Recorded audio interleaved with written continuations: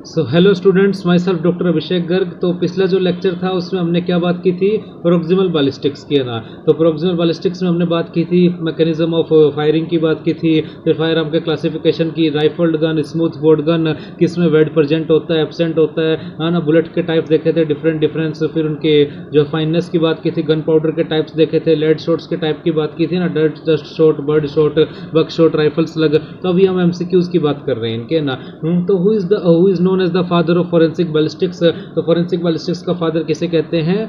Kelvin Goddard को ना। तो आंसर आ जाएगा इसमें बी, है ना। तो correct answer is option B, Calvin Goddard. अब बात कर रहे हैं study of projectile of motion within the firearm barrel is known as, है ना। तो मैंने बोला भी था फायर आर्म बैरल के अंदर, बंदूक के अंदर जब गोली की गति का अध्ययन करेंगे तो उसे क्या कहेंगे? प्रोक्सिमल बैलिस्टिक्स या फिर इंटरनल बैलिस्टिक्स। प्रोक्सिमल क्यों कहते हैं? क्योंकि बंदूक के पास है। इंटरनल क्यों कहते हैं? क्योंकि बंदूक के अंदर है ना। तो प्रोक्सिमल वर्ड का मतलब क्या है? पास में। पास मतलब एक तरीके से अंदर है वो ना, और इंटरनल मतलब बंदूक के बैरल के अंदर होती है वो, तो इसलिए प्रोक्सिमल इंटरनल बैलिस्टिक्स उसे कहा जाता है। तो करेक्ट आंसर आ जाएगा ऑप्शन सी। अपन बात करें, ध्यान रखना इस प्रकार से। फिर यहाँ पर आता है first fire arm invented by the Chinese is called. तो कौन सा था पहला फायर आर्म जिसको चाइनीज ने इन्वेंटेड किया था? Answer is fire lens. तो आंसर आ जाएगा इसका बी। अपन बात करें तो ध्यान रखना है, तो करेक्ट आंसर ऑप्शन बी हो जाएगा ना, द बी। और अब बात कर रहे हैं which instrument is used to examine the inner surface and rifling pattern of a barrel. तो अपन ने बोला भी था राइफल्ड गन के अंदर जो राइफलिंग पाई जाती है उसको किससे मेजर किया जाएगा? आंसर इज हेलिक्सोमीटर से। तो आंसर आ जाएगा बी इसमें ना। तो करेक्ट आंसर आ जाएगा ऑप्शन बी, हेलिक्सोमीटर। अब अपन बात कर रहे हैं most modern firearm utilize which loading mechanism. तो ध्यान रखना इस प्रकार से, कौन सी लोडिंग मैकेनिज्म होती है मोस्टली? मैंने बोला था मजल लोडिंग तो ट्रेडिशनल हो चुकी है बच्चे, अब यूज नहीं होती वो। तो अब कौन सी यूज होती है? ब्रीच लोडिंग अपन बात करें तो ध्यान रखना इस प्रकार से। तो करेक्ट आंसर आ जाएगा ऑप्शन बी, ब्रीच लोडिंग, है ना। अब ये क्या हो गया? अच्छा, विच फायर आर्म फीचर्स है revolving cylinder with multiple chambers, है ना। तो रिवॉल्विंग सिलेंडर होता है, मल्टीपल चैम्बर, तो इसके नाम से समझ में आ रहा है रिवॉल्विंग सिलेंडर। तो रिवॉल्विंग मतलब रिवॉल्वर में होगा वो, तो रिवॉल्वर में होता है, ध्यान रखना इस प्रकार से। उसमें तो मैगजीन होती है ना, उसमें तो स्प्रिंग मैगजीन होती है पिस्टल के अंदर, तो ना। तो ध्यान रखना इस प्रकार से, रिवॉल्वर इसका आंसर आ जाएगा। रिवॉल्विंग सिलेंडर रिवॉल्वर में होता है। अब narrowing of the terminal 5 to 7 centimetre of the barrel in smooth bore gun is termed, है ना। तो जो स्मूथ बोर्ड गन होती है उसके बैरल के लास्ट के 5 से 7 सेंटीमीटर इससे वो क्या कर देना? नैरो कर देना। उसे क्या कहते हैं अपन? चोकिंग। ध्यान रखना इस प्रकार से। क्यों की जाती है चोकिंग? ताकि रेंज अच्छी हो जाए, प्रेसिजन अच्छा हो जाए, ध्यान रखना इस प्रकार से, ना। तो correct answer option B, choking, ध्यान रखना इस प्रकार से, ना। तो अब अपन बात कर रहे हैं which grade of choking provides the least shot dispersion. तो किसमें सबसे कम डिस्पर्जन होगा? जिसमें सबसे ज्यादा चोक्ड होगा, तो फुली चोक्ड, ध्यान रखना इस प्रकार से। तो डी आ जाएगा इसका, फुली चोक्ड, करेक्ट आंसर। तो correct answer option D, fully choked, है ना। तो अब बात कर रहे हैं smooth bore gun having rifling only as it terminal end is called. तो एक स्मूथ बोर्ड गन है लेकिन उसमें राइफलिंग कर दी गई है, चोकिंग नहीं की, राइफलिंग कर दी उसके टर्मिनल एंड पर। चोकिंग की होती तो वो चोकिंग हो जाता है, नैरोइंग की होती तो ना, राइफलिंग कर दी तो उसे क्या कहेंगे अब? पैराडॉक्स गन, है ना।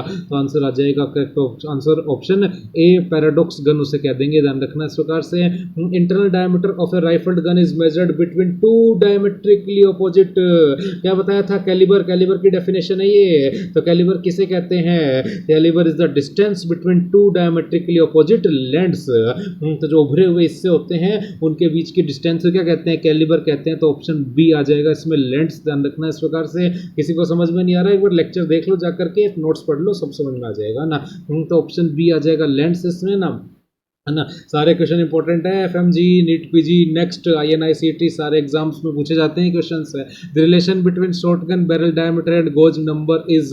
तो हमने बोला भी था जो शॉटगन का इंटरनल डायमीटर होता है वो गोज नंबर के इनवर्सली प्रोपोर्शनल होता है, इस प्रकार से। तो करेक्ट आंसर आ जाएगा ऑप्शन बी, इनवर्सली प्रोपोर्शनल, ध्यान रखना इस प्रकार से, है ना। जितना ज्यादा गोज होगा उतना कम डायमीटर होगा किसका? शॉटगन का इंटरनल डायमीटर, है ना। और जितना बड़ा गोज होगा डायमीटर उतना कम होगा, ध्यान रखना इस प्रकार से। मतलब जितना कम उतना ज्यादा डायमीटर, है ना, इनवर्स प्रोपोर्शनल होता है। Shotgun cartridge the wad travels approximately what distance upon exit.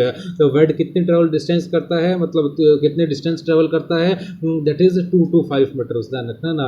तो 2 to 5 मीटर जो है डिस्टेंस ट्रेवल करता है वेड आपका शॉटगन में ना। राइफल गन में तो होता ही नहीं है वेड। तो आंसर आ जाएगा बी इसमें, ऑप्शन बी, 2 to 5 मीटर्स, है ना। तो अब अपन बात कर रहे हैं किसकी? That is in the slope mnemonic of wad function O stands for, है ना। तो ओ किसके लिए किया था, ध्यान रखना क्या क्या काम थे वेड के, ध्यान रखना इस प्रकार से। दैट इज एस से क्या था, एस से वो सेपरेट कर रहा था किसको, लेड शॉट्स को गन पाउडर से। एल से अपन बात करें तो लुब्रिकेट कर रहा था बैरल को, ग्रीज होता है उसके अंदर। ओ से ऑब्चुरेशन, और पी से आपका पिस्टन में एक्शन, ध्यान रखना इस प्रकार से लेड शॉट्स को बाहर फेंक रहा था ना, तो ऑब्चुरेशन इसका आंसर आ जाएगा। एनर्जी को लीक होने से बचा रहा था, ध्यान रखना इस प्रकार से। Which constituents is absent in rifle ammunition compare to shotgun cartridge, क्या नहीं पाया जाता राइफल में, अभी बोला है मैंने, वेड नहीं पाया जाता इस प्रकार से ना, तो आंसर आ जाएगा ऑप्शन सी, वेड नहीं पाया जाता इसमें, ध्यान ही रखना है इस प्रकार से। अब अपन बात कर रहे हैं the grooved construction on A cartridge case holding the bullet is called, तो जो केस होता है उसके अंदर जो ग्रूव पाए जाते हैं जिससे बुलेट को अच्छे से होल्ड कर सके, क्या कहते हैं उसको, कैन्यूलेर कहा जाता है उसको, ध्यान रखना है। तो करेक्ट आंसर आ जाएगा ऑप्शन बी, कैन्यूलेर उसको कहा जाता है, ध्यान रखना है इस प्रकार से। फिर black gun powder contains potassium nitrate charcoal and sulphur in which ratio, तो मैंने बताया भी था पोटेशियम नाइट्रेट चारकोल सल्फर का रेशो क्या होता है, 75-15-10 अपन बात करें तो करेक्ट आंसर आ जाएगा ऑप्शन बी, 75-15 एंड 10 है। तो potassium nitrate charcoal and sulphur के रेशो ध्यान रखना 75-15-10। फिर single base smokeless gun powder consist primarily of, single base है तो उसमें क्या होगा, नाइट्रोसेल्यूलोज, डबल बेस है तो नाइट्रोसेल्यूलोज प्लस नाइट्रोग्वानिडीन, वहां पे करेक्शन बताया था, और नाइट्रोसेल्यूलोज प्लस नाइट्रोग्वानिडीन प्लस नाइट्रोग्लिसरीन तीनों ही प्रेजेंट है तो ट्रिपल बेस हो जाएगा, ध्यान रखना है इस प्रकार से। तो इसका आंसर आ जाएगा नाइट्रोसेल्यूलोज, यानी कि ऑप्शन बी अपन बात करें तो ना।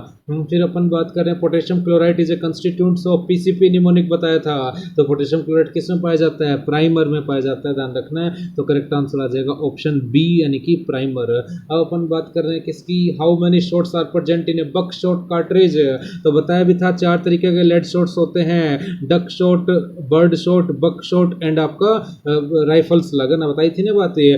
तो dust shot, bird shot, buck shot and rifle slug, तो डस्ट शॉट डस्ट है, नो कि डक, डक नहीं डस्ट, तो डस्ट शॉट में 2000 थे, फिर बर्ड में 200, बक में 20 और राइफल्स लग में सिंगल शॉट्स था, इस प्रकार से ध्यान रखना है ना।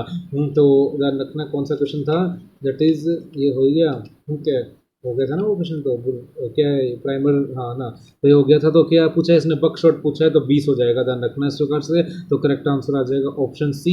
तो डस्ट में कितने 2000, बक बर्ड में कितने 200 और बक में कितने 20 और राइफल्स लग में 1 है ना, तो डस्ट, बर्ड, बक और राइफल्स लग उसी सीक्वेंस में दे रखा है इसने, तो ऑप्शन सी आ जाएगा इसका 20, बक शॉट में 20 होते हैं। Outward expansion deformation of bullet tip on target impact is called, तो ध्यान रखना है बुलेट की टिप पर जब डिफॉर्मेशन हो जाए टारगेट पर इंपैक्ट करने से, तो इस फिनोमिना को क्या कह रहे थे अपन, मशरूमिंग फिनोमिना। तो करेक्ट आंसर आ जाएगा क्या, option B, that is mushrooming phenomena अपन बात करें तो, ध्यान रखना इस प्रकार से। अब अपन बात कर रहे हैं किसकी, lead snowstorm appearance on radiograph is produced by, है ना, तो ध्यान रखना ना, बर्फ की आंधी कौन प्रोड्यूस कर रहा था, एक तो फ्रेंजेबल बुलेट और एक डमडम बुलेट अपन बात करें तो। बर्फ की आंधी जैसा मतलब लेड की आंधी आएगी वो, ध्यान रखना इस प्रकार से, तो फ्रेंजेबल या डमडम बुलेट इसका आंसर हो जाएगा, ध्यान रखना लेड स्नोस्टॉर्म में, ठीक है ना।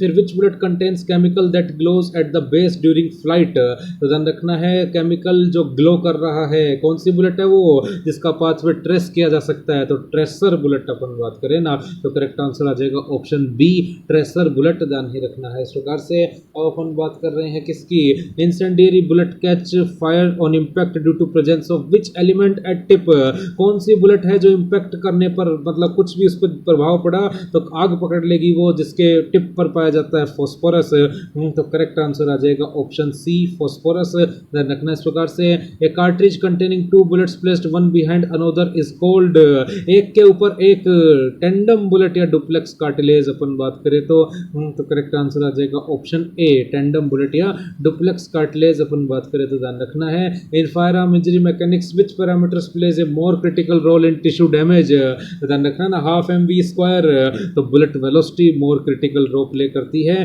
तो ये थे अपने एमसीक्यूज, ध्यान रखना इस प्रकार से। तो जो है लेक्चर देख लेना दोबारा अगर नहीं समझ में आए हो तो। Thanks for watching the.